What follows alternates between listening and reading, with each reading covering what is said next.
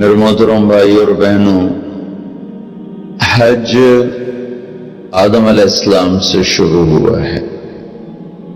عبادات میں کوئی اجتہاد اور عقل نہیں، جیسے اللہ نے کہا ہے ویسے کرنا ہے۔ نماز اپنی عقل سے ہم معلوم نہیں کر سکتے، روزہ ہے، حج ہے۔ عبادات میں جیسے آسمان والے نے بتایا اور جیسے جناب رسول اللہ صلی اللہ علیہ وسلم نے کر کے دکھلایا، بس ہم نے وہ کرنا ہے۔ باقی چیزوں میں معاملات ہیں، زندگی کی باقی ضروریات ہیں، اس میں زمانے کے لحاظ سے سوچ بچار بھی ہے، تبدیلی بھی ہے، اجتہاد بھی ہے۔ عبادت اسے کہتے ہیں جس میں بس جو اللہ نے کہا، جو اس کے نبی نے فرمایا، کر کے دکھایا، ویسے کرنا ہے۔ ہمارے نبی پاک کا میں تھوڑا سا آپ کو مختصر خاکہ حج کا بتا دیتا ہوں۔ جناب رسول اللہ صلی اللہ تعالی علیہ وسلم نے حج کا جب اعلان فرمایا، یہ 10 ہجری، تو اطراف سے قبائل جمع ہوئے، کوئی 12,000 کا مجمع اکٹھا ہو گیا مدینہ میں۔ 25 تاریخ کو بروز ہفتہ آپ نے نماز ظہر سے پہلے غسل فرما کے 2 چادریں احرام کی نیت کے بغیر 2 چادریں باندھ، کرتا بھی اتار دیا، تہمد بھی اتار دیا۔ سحارا ایک بستی ہے جو آج کل مسقط میں آتی، وہاں سے ایک کپڑا آتا تھا، اس کی آپ نے 2 چادریں لی۔ پھر آپ نے ظہر کی نماز کے بعد اپنے پورے قافلے کو لیا، ذوالحلیفہ جس کو آج کل ابیار علی کہتے ہیں، یہاں آپ نے آ کر قیام فرمایا، اور عصر، مغرب، عشاء اور فجر اور ظہر 5 نمازیں آپ نے یہاں ادا فرمائیں۔ آپ گزر رہے تھے کہ جبریل ہے کہ یا رسول اللہ، اللہ فرما رہے ہیں یہ پاک وادی ہے، یہاں آپ قیام فرمائیں۔ ایک رات کی قیام کے بعد صبح آپ نے فجر کی نماز کے بعد غسل فرمایا، خوشبو لگائی، اپنے بالوں کو تیل لگایا، پھر شہد لگایا۔ شہد گوند کا کام دیتا ہے، چونکہ اب ننگے سر جانا تھا تو بال بڑے تھے، آپ کے شانوں تک آئے ہوئے تھے، تو آپ نے ان کو شہد لگا کے نا وہ جوڑ دیا، آپس میں جوڑ دیا۔ اور عائشہ رضی اللہ تعالیٰ نے آپ کو خوشبو لگائی۔ جسم پہ خوشبو لگا سکتے ہیں احرام سے پہلے، احرام کے کپڑے کو نہیں، جسم پہ خوشبو لگا سکتے ہیں احرام کی نیت کرنے سے پہلے۔ بالوں میں، مانگ میں آپ نے خوشبو لگائی۔ پھر اس کے بعد آپ نے ظہر کی نماز ادا فرمائی، اور آپ اونٹنی پہ سوار ہوئے اور قبلہ رخ ہو کر آپ نے کہا لبیک حجتن اللہم لبیک، اپنے حج کا احرام باندھا۔ تو جبریل آئے کہ یا رسول اللہ، اللہ تعالیٰ فرما رہے ہیں عمرے کو شامل فرمائے۔ وہاں سے آپ چلے، آپ کے ساتھ کوئی 12,000 کا مجمع تھا، اور آپ ملل میں آپ نے قیام فرمایا۔ ملل سے نکلے اور روحا میں پہنچے۔ روحا میں کنواں ہے، وہاں 70 نبیوں نے قیام کیا ہے حج کے دوران، حج پر جاتے اور آتے ہوئے۔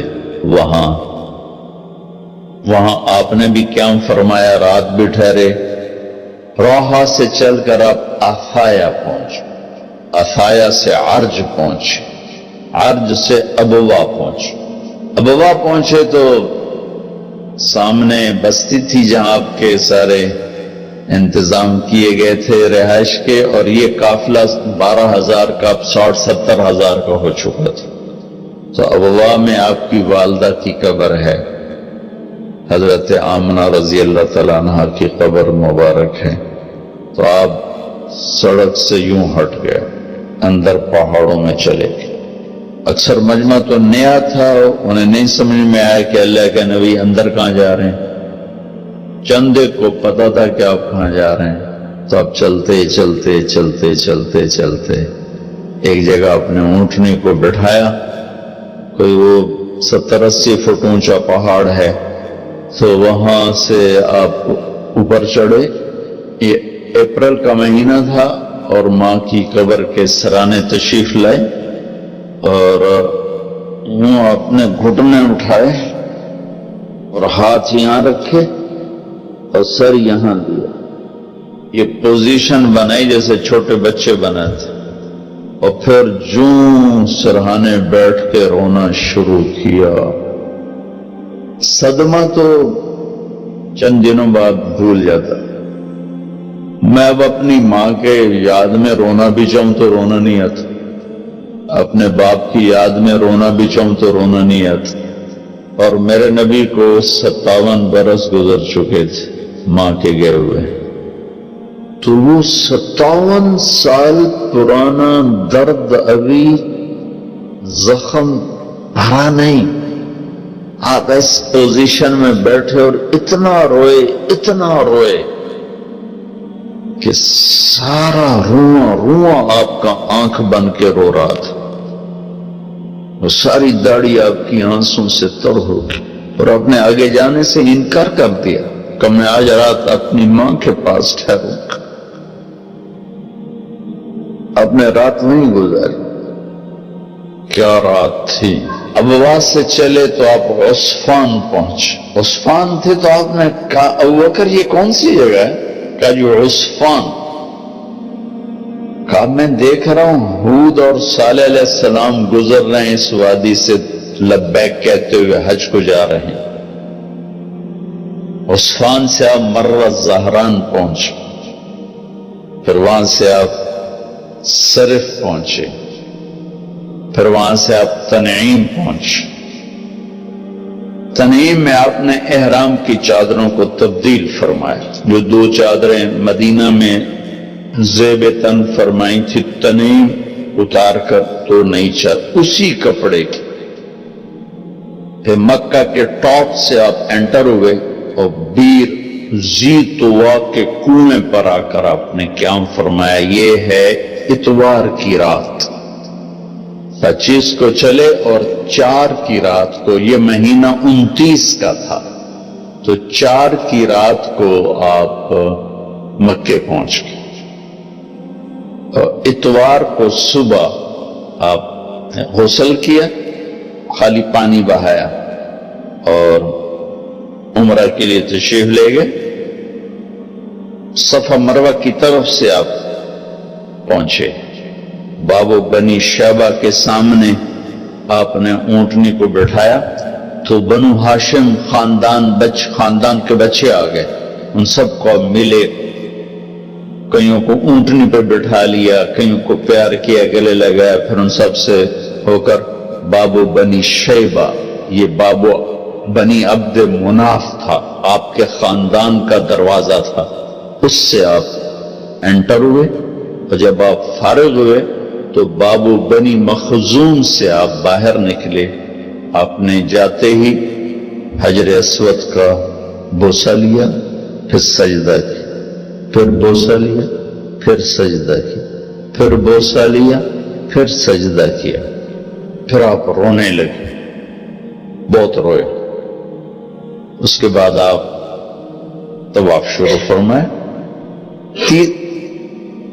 تیسرے یا چوتھے چکر میں آپ نے پانی بھی پیا، اور حضرت عمر سے فرمایا کہ عمر حجر اسود کے بوسے پہ لڑائی نہ کرنا، جگہ ملے تو لے لینا، جھگڑا نہ کرنا، جیسے ہمارے نادانی میں لوگ وہاں عورتیں بھی ایسی حماقت کرتی ہیں کہ ایک سنت عمل کے لیے فرض چھوڑ دیتے کہ مرد عورت کا یوں آپس میں اختلاط، یہ اس سے بچنا فرض ہے، اور وہ ایک سنت کے لیے گھس رہی، اور لڑائی جھگڑے فساد قریب بھی نہیں جانا چاہیے۔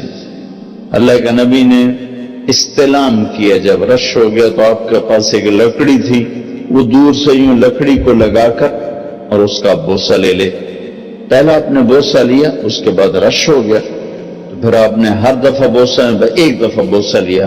اس کے بعد آپ کے پاس ایک لکڑی تھی، اس لکڑی کو آپ یوں چھوتے تھے اور حجر اسود کو اور اس کا بوسہ لے لیتے تھے. بوسہ صرف ایک دفعہ. پھر جب آپ نے 2 نفل پڑھ لیے اور تشریف لے گئے صفا مروہ کے لیے تو پھر حجر اسود کا بوسہ لیا اور آپ نے جا کر صفا مروہ پہ 7 چکر پورے کیے.